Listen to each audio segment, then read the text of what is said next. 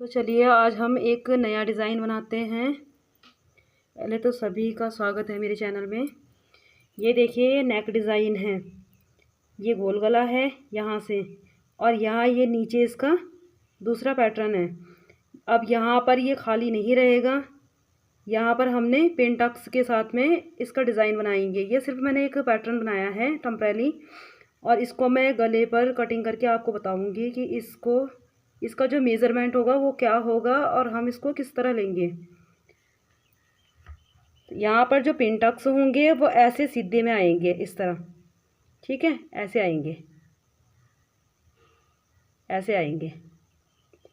तो अभी मैं इसका पैटर्न कट करके आपको दिखा रही हूँ कि उसका मेज़रमेंट क्या होगा और क्या उसका तरीका होगा कटिंग करने का। इसका जो बार वाला साइड है, यहाँ वाला साइड है, यहाँ पर इसके लेस लगेगी, ठीक है। तो यहाँ से यहाँ पे इसकी लेस लगेगी और बाकी ये बुकरम से बनेगा। ये जो पैटर्न बनेगा ये बुकरम से बनेगा। तो चलिए मैं आपको इसका मेज़रमेंट बता देती हूँ कि इसको हम किस तरह लेंगे।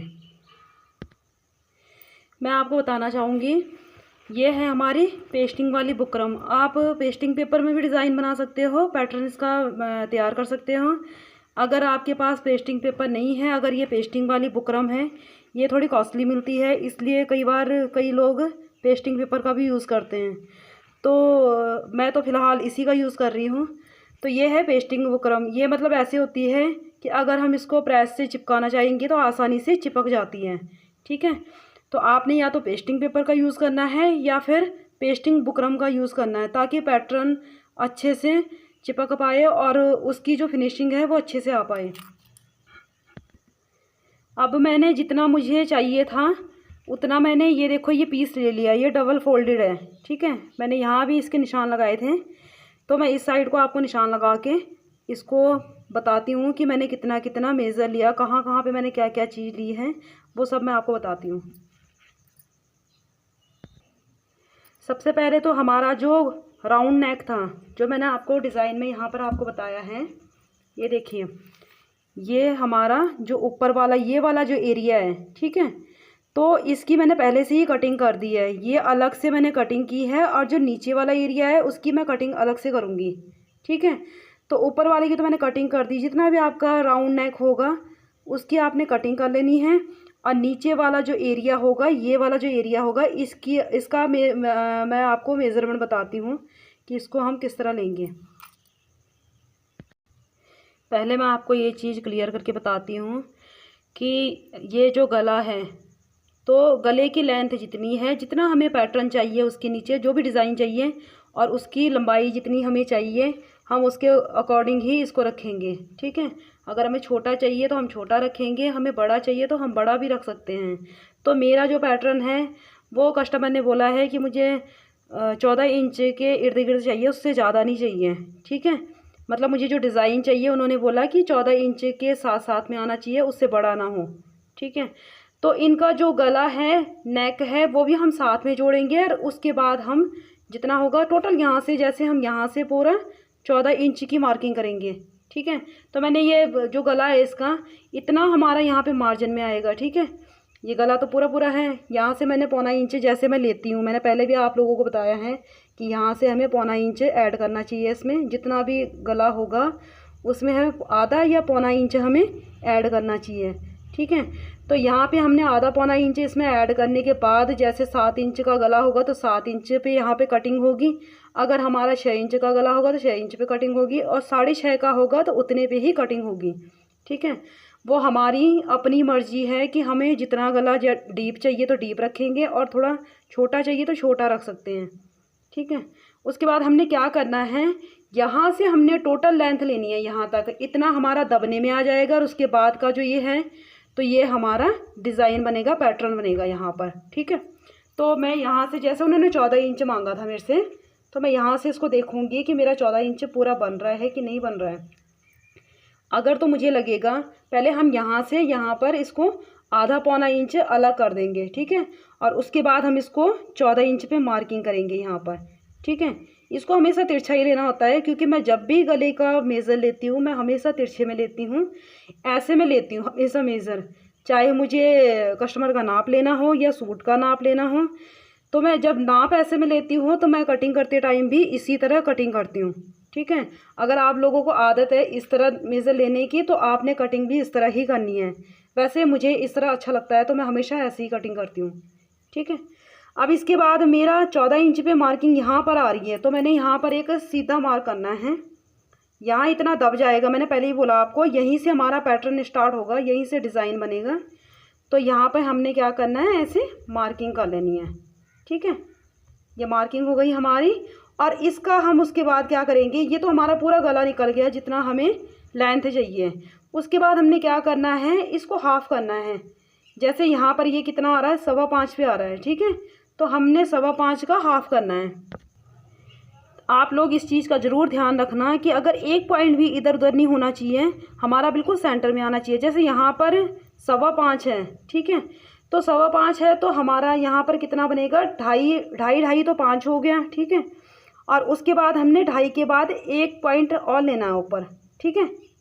एक पॉइंट हम क्या करेंगे और ऊपर लेंगे ढाई के बाद, तो हमारा ये हाफ हो गया।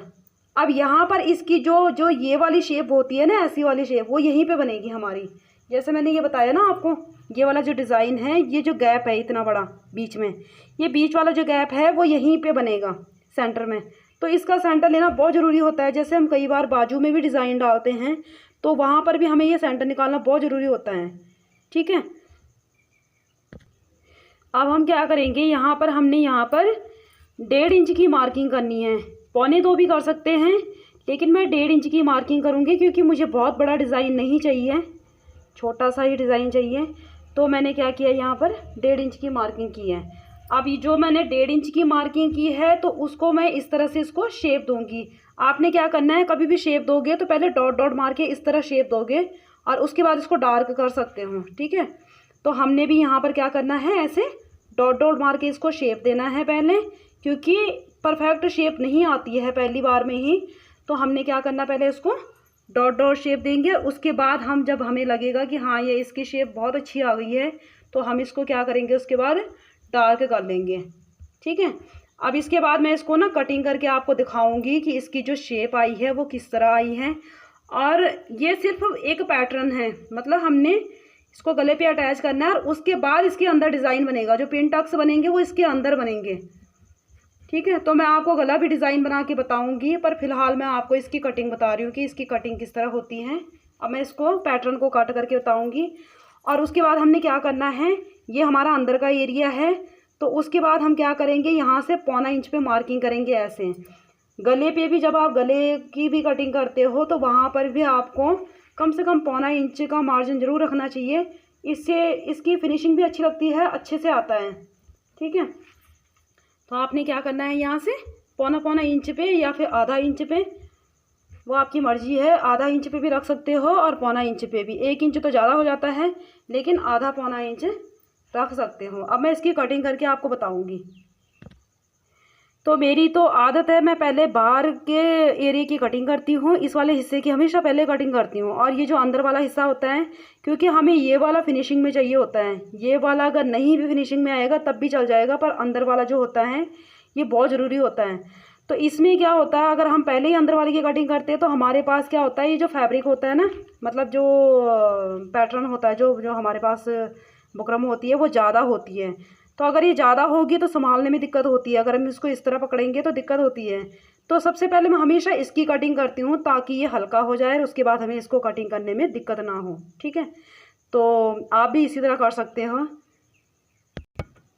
अब मैं आपको अंदर वाले एरिया की कटिंग करके बताऊंगी कि इसकी कटिंग करके इसके बाद इसका जो लुक है वो कैसे आएगा, ठीक है। तो देखिए दोस्तों, ये इसका फाइनल लुक है। कटिंग करके इसका जो लुक आया वो इस तरह आया है। और अब मैं इसको चिपका के इसको उल्टी साइड को फोल्ड करके उसके बाद यहाँ पर ये जो अंदर वाला एरिया है ये खाली हो जाएगा। तो यहाँ पर मैं अंदर से एक अलग से पैटर्न बना के, जैसे ये है तो इसके ऊपर से जैसे कपड़ा लगा के उसके बाद इस पर पेन टक्स का डिज़ाइन बनाऊंगी, ठीक है। तो जब पूरा डिज़ाइन बन जाएगा फिर मैं आपको बताऊंगी। आप लोग इसका फाइनल लुक देखें, ये कैसा लग रहा है। ये देखिए पूरी फिनिशिंग के साथ में हुआ है। इधर से देखिए चाहे इधर से देखिए, और हमेशा मैंने एक ही बात बोली है कि मतलब पैटर्न जब भी यूज़ करना तो ये देखिए ये चमक रहा है क्योंकि ये पेस्टिंग वाला है, ठीक है। तो पेस्टिंग वाली बुकरम हो चाहे पेस्टिंग पेपर हो, उसी का यूज़ करना। अगर आपने कोई पैटर्न बनाना है, कोई डिज़ाइन वगैरह बनाना है, अगर आप सिंपल बुकरम का यूज़ करते हो तो उसमें आपको दिक्कत होगी, ठीक है। तो आप इस चीज़ को ज़रूर ध्यान रखना कि हमने जब भी डिज़ाइन बनाना है तो हम क्या करेंगे, पेस्टिंग पेपर या फिर पेस्टिंग वाली जो बुकरम होती है उसका यूज़ करेंगे। अब दूसरी बात है, इसका डिज़ाइन कैसे आएगा, ये देखिए मैं इसका फाइनल लुक भी आपको दिखाती हूँ। ये बाद में कैसे आएगा, जब ये हो जाएगा, बन जाएगा, उसके बाद इसका जो लुक है वो किस तरह आएगा। ये देखिए ये इस तरह आएगा इसका लुक, ठीक है, ऐसे आएगा। ये ऊपर हमारा गला है राउंड शेप में और यहाँ पर इसके पिन टक्स आएंगे। तो जब ये पूरा बन जाएगा फिर मैं आपको दिखाऊंगी। अभी के लिए बाय बाय, मिलते हैं किसी अगले वीडियो में, तब तक के लिए बाय बाय।